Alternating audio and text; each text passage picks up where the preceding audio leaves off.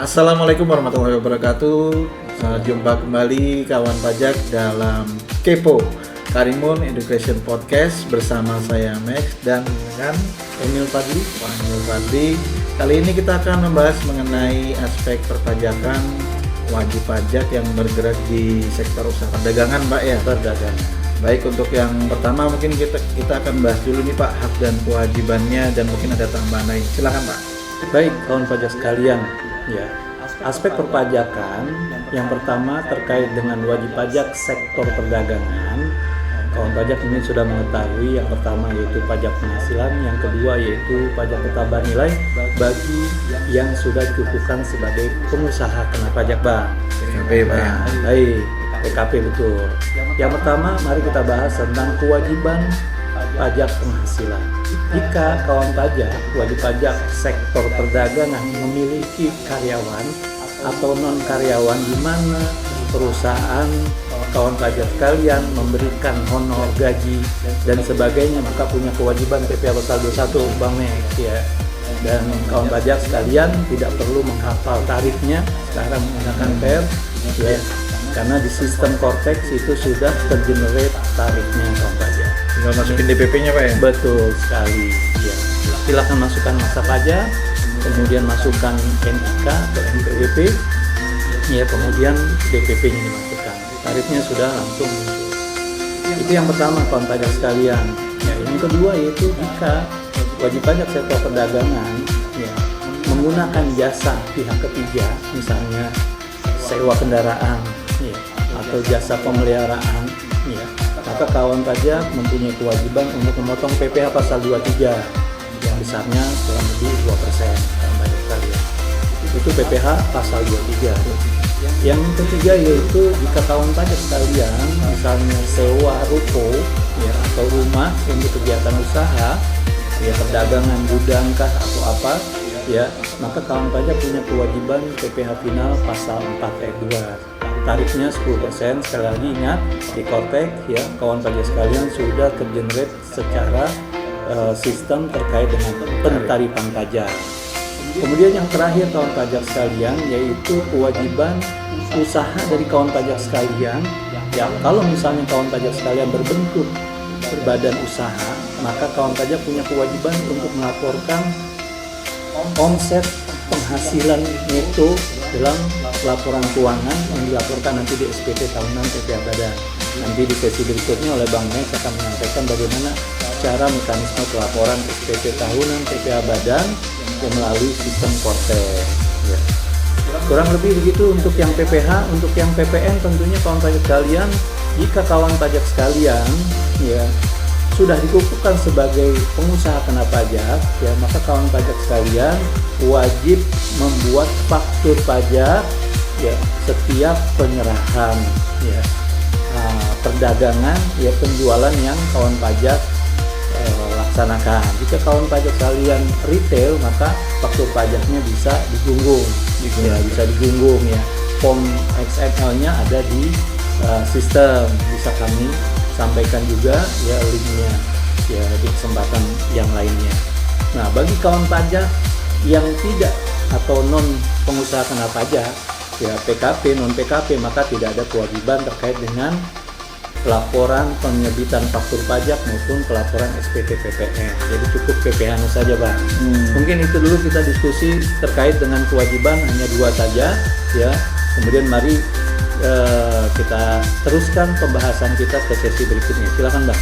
Baik, mungkin izin Pak, mungkin sebelum kita masuk ke sesi berikutnya, tadi mungkin yang belum dibahas nih haknya, takutnya kan wajib pajak nih, kawan pajak, ini kewajiban mulu nih gitu.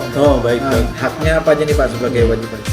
Hak tentunya kawan pajak sekalian ya mendapatkan layanan full tanpa dikenakan biaya terkait dengan layanan-layanan perpajakan ya.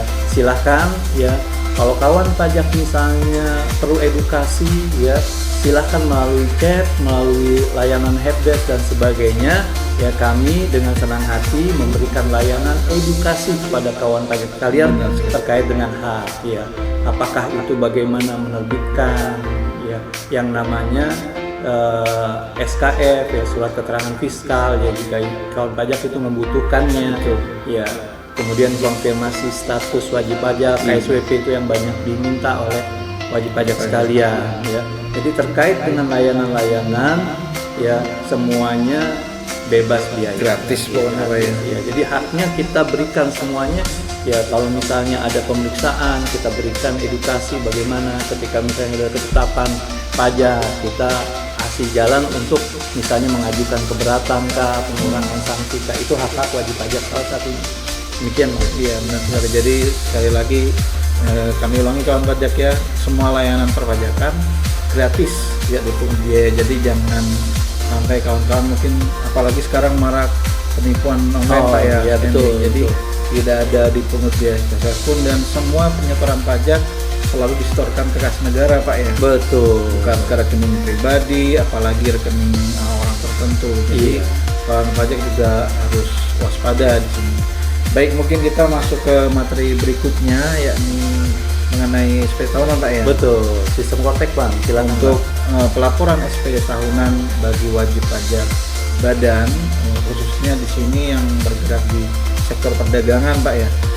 Secara umum pada dasarnya sama kurang lebih dengan wajib pajak yang lain. Untuk di awal yakni pastikan bahwa baik wajib pajak badannya entah itu PT, CP, yayasan dan sebagainya sudah aktif akun Korteksnya, pun begitu dengan jajaran pengurusnya Pak, dari direktur maupun staf yang siapapun yang ditunjuk sebagai, khususnya yang ditunjuk sebagai PIC. Jadi pertama pastikan dulu aktivasi akun Korteks baik perusahaannya maupun PIC-nya ini Pak. Nah, PIC itu apa?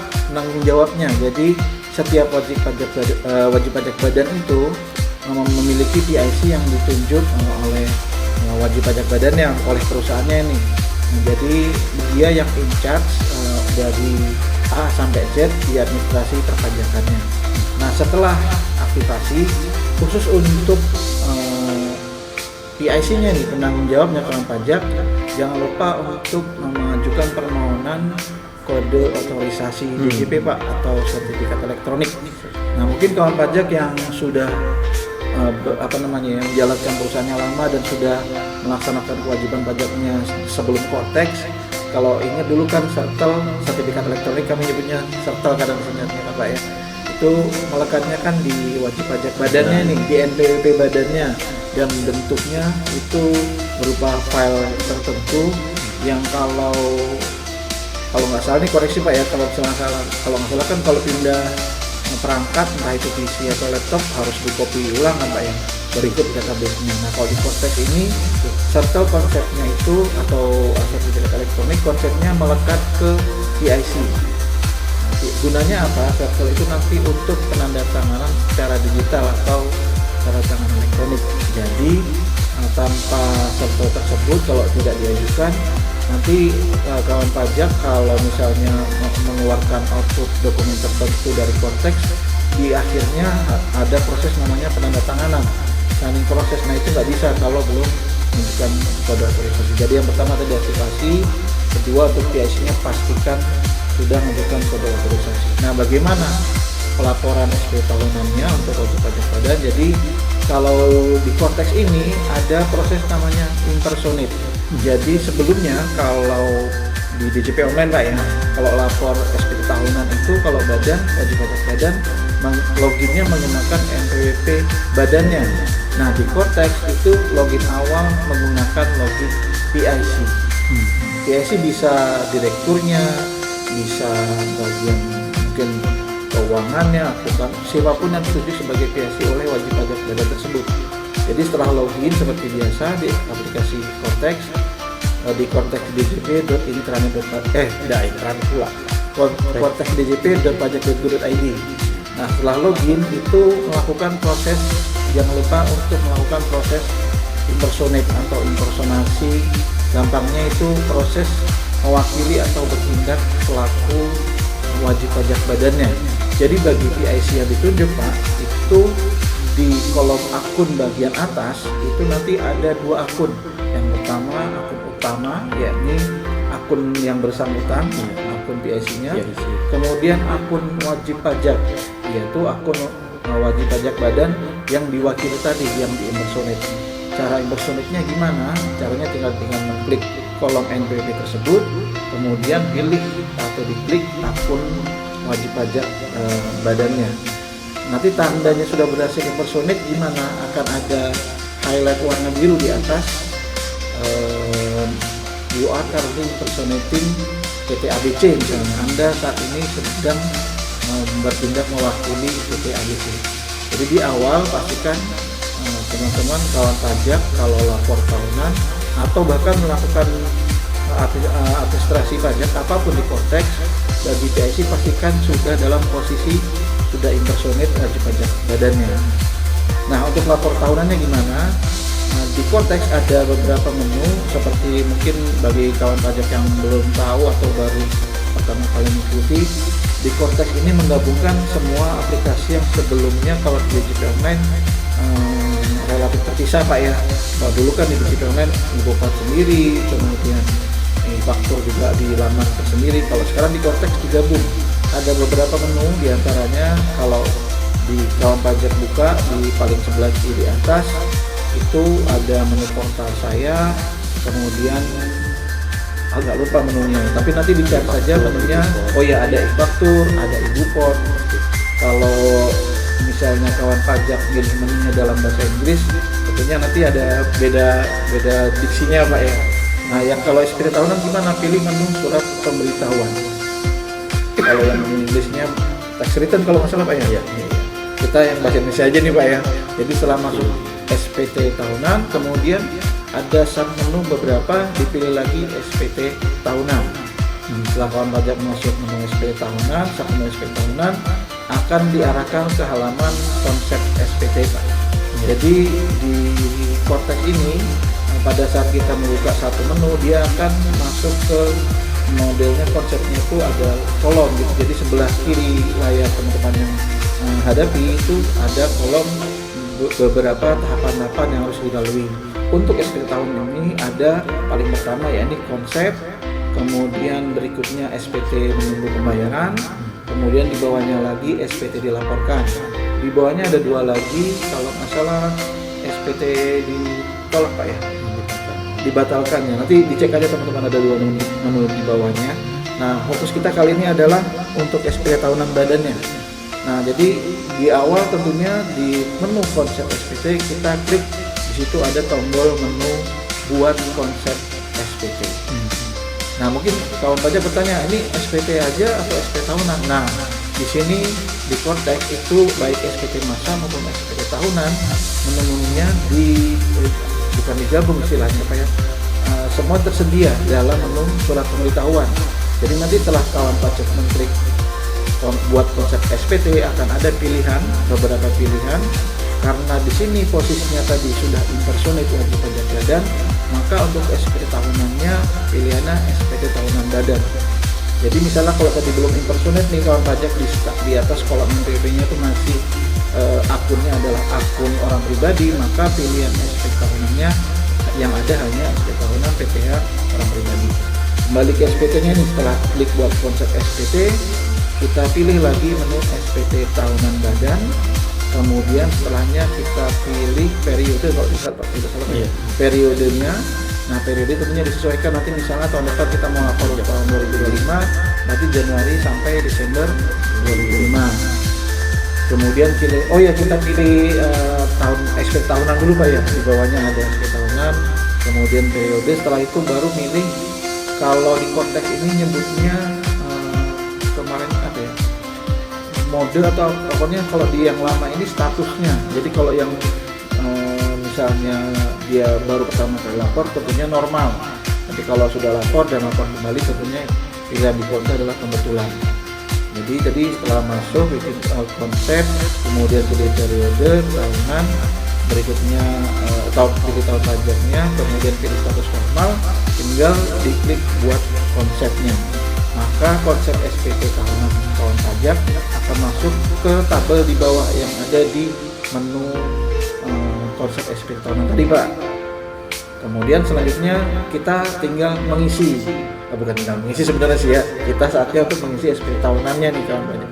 Jadi setelah masuk ke menu SPT tahunan tadi, kita klik untuk mengisinya itu dengan cara mengklik ada ikon seperti pensil di tabelnya. Jadi di menu konsep SPT tadi, di situ ada tabel, di bawah di dalam tabel tersebut ada konsep yang tadi sudah kita buat, Mas. Nah, di situ ada ikon pensil. Kita klik, kemudian secara default dia akan menampilkan halaman induk sama lampiran, satu lampiran. Nah, mungkin kawan pajak bertanya kok lampiran cuma ada satu gitu kan. Di konteks ini kawan pajak perlu diketahui sistemnya, formulirnya dynamic form atau bahasanya formulir yang dinamis. Jadi nanti lampiran yang muncul dan harus diisi tergantung dari jawaban yang kawan pajak berikan di setiap pertanyaan ada di halaman induk. Jadi benar sekali ya, kalau kawan pajak menduga apakah seperti di JP Online ada pertanyaan, ya kurang lebih seperti itu, tapi lebih detail lagi. Jadi nanti di halaman induk itu isinya ada beberapa bagian. Yang pertama header, kemudian ada kurang lebih kalau tidak salah 10 atau 11 bagian dari A sampai Z, kalau 10 ya, kalau K berarti sampai 11.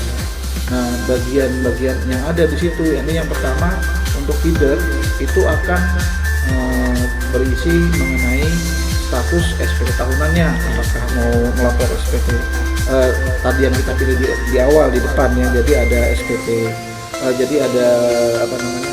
Tadi yang kita pilihkan dia SPT tahunan, kemudian periodenya. Nah, kemudian di bagian tersebut kita milih metode yang pertama itu sektornya. Nah, kan kita kali ini membahas perdagangan, tentunya kawan pajak tinggal pilih untuk sektornya, usahanya, diklik atau dicentang contreng sama aja Pak ya, perdagangan. Setelah kemudian kita isi bagian tersebut, kemudian ada dipilih periode juga, lalu masuk ke bagian berikutnya, yakni bagian identitas wajib pajak. Untuk identitas wajib pajak itu kawan pajak sudah otomatis seperti tadi beberapa kali disampaikan oleh Pak Emil. Jadi di Cortex ini beberapa hal itu diotomasi yang sifatnya sudah, datanya sudah tersedia di sistem. Contoh paling sederhana, kita sekarang tidak lagi harus mengisi nama lengkap, alamat, dan sebagainya, karena itu ada di profil wajib pajak yang bersangkutan. Jadi untuk data-data tersebut otomatis. Kemudian tadi tarif Pak ya, jadi sudah tidak perlu lagi mengenai tarif. Oh iya, hampir kelupaan, sekarang juga tidak ada lagi jenis formulir seperti di DJP Online Pak Emil ya. Jadi tidak ada lagi 17, kalau untuk orang pribadi tidak ada 1370, 1370S maupun SS. Dan yang badan ini juga tidak disematkan formulir 1771, tidak ada kawan-kawan. Jadi formulirnya bersifat dinamis. Jadi kemudian setelah bagian identitas, jadi identitas ini kita memastikan aja apakah data yang sudah tertampil itu sudah sesuai atau belum. Nah, kalau misalnya belum sesuai atau ada yang harus ditambah atau dikurangi, bagaimana? Kawan pajak silahkan melakukan perubahan data. Lagi-lagi tidak perlu ke KTP, silahkan lewat menu portal saya, kemudian perubahan data. Di situ kawan pajak bisa memilih saat menunya yang mana mau dirubah atau ditambah atau dihapus sekiranya diperlukan. Oke, bagian berikutnya setelah identitas wajib pajak akan ada beberapa pertanyaan. Izin saya sambil lihat slide Pak ya, soalnya takut salah nih. Jadi bagian berikutnya setelah header itu kita akan masuk ke untuk identitas wajib pajak, kemudian header, lalu ada beberapa pertanyaan nih. Jadi seperti tadi disebutkan, untuk di SPT tahunan itu formulirnya tergantung dari jawaban yang kita berikan di pertanyaan-pertanyaan yang tersedia di halaman induk. Nah, di bagian berikutnya setelah header kemudian identitas, yakni informasi laporan keuangan. Itu contohnya nanti ditanyakan untuk yang pertama, apakah laporan keuangan diaudit oleh akuntan publik, Kemudian berikutnya kalau misalnya iya kita pilih ya, maka kita harus mencantumkan NPWP, kalau sekarang pakai NIK Pak ya, NPWP dari akuntan yang bersangkutan. Untuk nama itu sudah otomatis by sistem. Kemudian setelah bagian tersebut kita masuk ke bagian C, yakni penghasilan yang dikenakan PPh bersifat final dan tidak termasuk objek pajak. Jadi di recap sedikit tadi, setelah bagian izinnya, kemudian identitas, kemudian jenis sektor usaha dari wajib pajak yang bersangkutan, apakah laporan keuangannya debit atau tidak. Di bagian berikutnya yakni untuk penghitungan penghasilan PPh yang dikenakan. Pertanyaan pertama nanti yang akan muncul, salah satu contohnya mungkin tidak kita sebutkan semua di sini lagi Pak ya, karena waktu yang tidak mencukupi. Untuk bagian penghasilan nanti seperti contohnya di bagian pertama, apakah wajib pajak menerima atau memperoleh penghasilan dari usaha dengan peredaran bruto tertentu yang dikenakan PPh bersifat final. Karena ini sektor perdagangan, maka kawan pajak harusnya milih tidak nih. Kalau misalnya pilih ya, maka tapi jatuhnya UMKM Pak ya.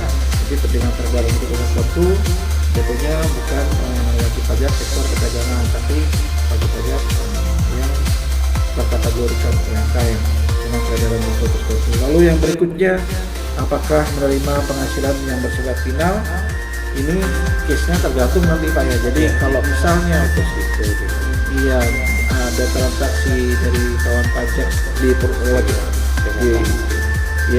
tersebut, contohnya tadi seperti sewa tanah dan sebagainya yang sifatnya final, maka dipilih ya.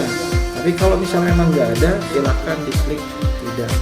Nanti itu akan menentukan lampiran mana yang harus diisi. Jadi misalnya kalau kita jawab ya, nanti dia akan ada petunjuk semacam panduan highlight di sebelah kanannya, sama juga seperti di atas warnanya biru gitu.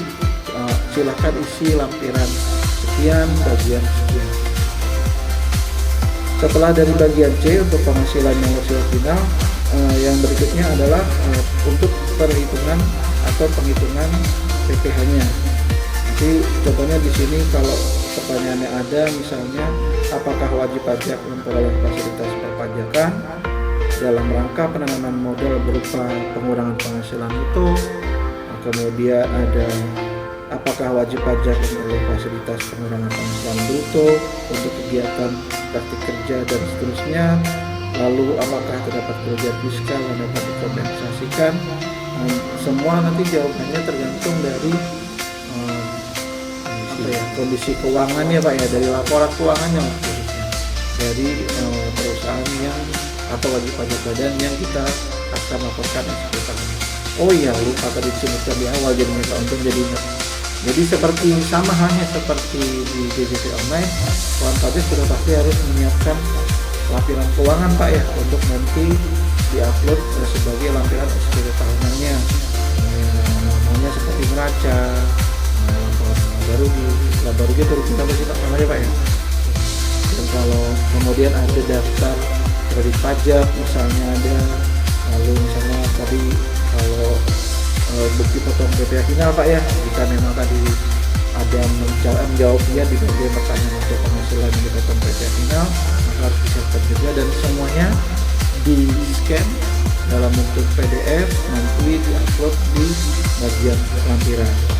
Lalu untuk bagian berikutnya untuk perhitungan, nah di sini harus diperhatikan kawan pajak ya, untuk tarif pajaknya dipilih sesuai ketentuan yang berlaku. Contohnya di sini kalau sektor perdagangan, maka untuk tarifnya nanti pilih pasal 31E Undang-Undang PPh Pak ya.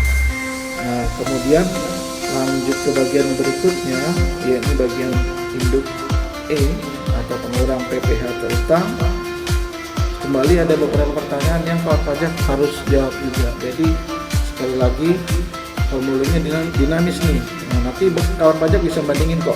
Ini kalau jawab iya, nanti lampirannya nambah enggak di atas. Kemudian kalau jawab tidak, misalnya udah dijawab iya terus udah jadi tidak, maka lampirannya akan berkurang. Jadi jumlah lampirannya nanti tergantung dari jawaban kawan pajak untuk di setiap pertanyaan yang ada di halaman induk. Lalu untuk bagian F berikutnya, yaitu perhitungan PPh kurang atau lebih bayar itu nanti akan dihitung secara otomatis oleh sistem. Hanya saja di situ ada pertanyaan untuk bagian 17B, apakah terdapat surat keputusan persetujuan pengangsuran atau penundaan pembayaran pajak. Ini in case kalau misalnya wajib pajaknya udah ngajuin Pak ya. Nah, maka di situ kalau misalnya dipilih ya, nanti akan ada arahan atau panduan untuk mengisi bagian mana, atau misalnya membuka lampiran baru lagi jadinya, kemudian nambah di situ, atau bahkan mengisi di kolom yang ada. Nanti untuk sisanya itu akan dihitung secara otomatis oleh sistem. Di bagian perhitungan PPh kurang atau lebih bayar ini kawan pajak, di situ terdapat informasi rekening. Jadi misalnya kejadian itu setelah kawan pajak minta SPP tahunan ada lebih bayar misalnya, maka akan ada dua opsi yang harus dipilih. Yang pertama yakni apakah dikembalikan melalui proses pemeriksaan atau melalui pengembalian pendahuluan. Nah, di sini data rekening ada juga modelnya, kita tinggal milih tuh, misalnya ada lebih dari satu rekening, tapi intinya menggunakan data rekening yang ada di profil masing-masing wajib pajak Pak. Jadi kalau misalnya lagi-lagi nih ternyata di situ ada rekeningnya, pilihan rekeningnya, tapi tidak sesuai nih, maka kawan pajak harus mengubahnya terlebih dahulu di menu portal saya, kemudian perubahan data, atau bisa dicek juga sebelum melakukan perubahan data di bagian informasi portal saya, profil saya, kemudian informasi umum. Di situ bisa dilihat data rekening bank. Silakan gunakan salah satu untuk misalnya ada perubahan. Baik, berikutnya setelah tadi bagian perhitungan PPh kurang atau lebih bayar, akan ada beberapa bagian lagi, yakni seperti pernyataan transaksi. Nanti silakan di kawan pajak sesuaikan jawabannya dengan kondisi keuangan. Kemudian di bagian akhir nanti ada lampiran. Di situ tempatnya nanti kawan pajak untuk mengupload lampiran yang ada seperti laporan keuangan secara umum ya. Kemudian di bagian akhir ada untuk submit laporannya dengan terlebih dahulu mencentang. Tapi sebelum itu berarti harus mengisi lampirannya dulu. Nah, lampiran yang kawan pajak harus isi tadi tergantung dari jawaban yang diberikan di halaman induk ya kawan pajak ya. Jadi setelah mengisi halaman induk, mungkin sebelum pindah ke lampiran, kawan pajak bisa klik tombol simpan dulu di bagian bawah sebelah kiri. Setelah disimpan, baru lengkapi bagian lampiran-lampiran yang ada, disesuaikan dengan laporan keuangan yang sudah disiapkan. Nah, setelah semuanya diisi lengkap, kawan pajak tinggal kembali ke bagian halaman induk, klik tombol simpan juga nggak apa-apa, bisa berkali-kali. Selain itu juga di kontak ini ada fitur auto save, jadi tiap beberapa sekian detik, kalau nggak salah 30 detik dia akan auto save. Jadi setelah selesai semua pengisian induknya, kemudian lampirannya, kawan pajak silakan masuk kembali ke halaman induk bagian bawah. Di pernyataan di situ ada kata-kata dengan ini saya menyatakan bla bla bla bla bla. Nah, itu dicentang. Kemudian di bagian bawahnya teman-teman mengisikan posisi dari PIC yang menyampaikan laporan tersebut, atau misalnya di situ NPP-nya muncul NPP direktur, maka silakan isi posisinya direktur, dan yang lain menyesuaikan informasinya. Nah, setelah di situ proses akhir tinggal klik bayar dan lapor. Jadi tadi di sebelah tombol simpan di kiri bawah ada tombol bayar dan lapor. Di 10 tahunan ini proses pembayaran dan pelaporan dijadikan satu Pak ini. Jadi setelah kawan pajak sudah yakin isiannya sudah selesai semua dan sudah benar, klik tombol bayar dan lapor, nanti akan muncul halaman proses penandatanganan, signing proses. Nah, di situ gunanya tadi kawan pajak ngajuin kode otorisasi atau sertifikat elektronik. Silakan diisi passphrase-nya, kemudian nanti di proses di submit Pak ya. Itu berarti kawan pajak melakukan proses penandatanganan secara elektronik. Oh iya, sebelum itu tadi lupa. Jadi misalnya ada kurang bayar, maka akan ada muncul opsi pembayaran. Yang pertama dengan meng-create kode billing, membuat kode billing. Atau yang kedua, misalnya kawan pajak ada sisa saldo deposit yang mencukupi, maka dia akan muncul dua tombol, create kode billing sama tombol gunakan saldo deposit. Setelahnya baru proses sign in. Nah, misalnya kurang bayar dan kita sudah, ini tanda tangannya udah nih Pak Emil, kita klik tanda tangan, maka nanti kalau dia kurang bayar, statusnya akan pindah dari konsep ke SPT, menunggu pembayaran. Tapi kalau misalnya nihil, maka dia akan pindah langsung ke satu ini SPT dilaporkan. Nanti yang kalau kurang bayar itu gimana dia pindahnya ke SPT dilaporkan pada saat kita sudah membayar kurang bayar tersebut sebelumnya. Begitu Pak Emil prosesnya. Iya. Dewan pajak sekalian, ini ceritanya panjang lebar, namun secara teknisnya mudah teman-teman, betul ya? Iya. Soalnya ya, tinggal Relatif mudah lah, iya. Ya. Oh, pertama-tama mungkin masih perlu adaptasi. Betul dan sangat mudah kok. Ya, jadi sudah ada juga ya link YouTube yang diterbitkan oleh Direktorat Jenderal Pajak terkait dengan mekanisme pelaporan tutorialnya Pak ya, tutorialnya. Iya, jadi kawan pajak sekarang nggak usah khawatir. Ya, ketika ada kesulitan silakan pelajari ya. Kemudian juga bertanya kepada kami ya, sehingga kami dapat mengedukasi kawan pajak sekalian dalam menjalankan hak dan kewajibannya melaporkan SPT tahunan, gitu Bang. Iya, Menurut saya sudah begitu panjang lebar kami menjelaskan. Ya, tidak ada kesulitan, tidak ada alasan kawan pajak sekalian ya untuk tidak melaporkan kewajibannya SPT tahunan nanti untuk tahun 2025 yang paling lambat dilaksanakan di akhir. Terus dari mulai 1 Januari 2026 sudah bisa Pak ya. Nah, mumpung di sini sekalian informasikan juga buat kawan pajak, khususnya buat yang di Karimun ini. Jadi KPP Pratama Tanjung Balai Karimun mempunyai beberapa akun media sosial, ini pajak TBK dengan ID-nya @pajaktbk, baik Instagram, YouTube, Twitter atau X. Dan khususnya untuk yang SP tahunan ini juga kawan pajak bisa mengaksesnya tadi yang disampaikan oleh Pak Emil. KPP Tanjung Balai Karimun menyediakan laman s.id/pajak-tbk, s.id/pajak-tbk, di mana di situ semua link-link yang ada berusaha kami kumpulkan agar kawan pajak lebih mudah mengakses Pak Emil. Jadi seperti tadi contoh untuk link YouTube-nya, di situ ada tutorial, panduan video tutorialnya, kemudian ada Portexpedia juga. Disclaimer-nya kawan pajak itu semua sebetulnya shopping ke link aslinya yang disediakan oleh DJP. Jadi Portexpedia link aslinya kan pajak.go.id/Portexpedia, tapi kami jadikan satu dalam laman s.id/pajak-tbk. Silakan kawan pajak nanti mengaksesnya dimanapun dan kapanpun 24/7 bisa Pak ya.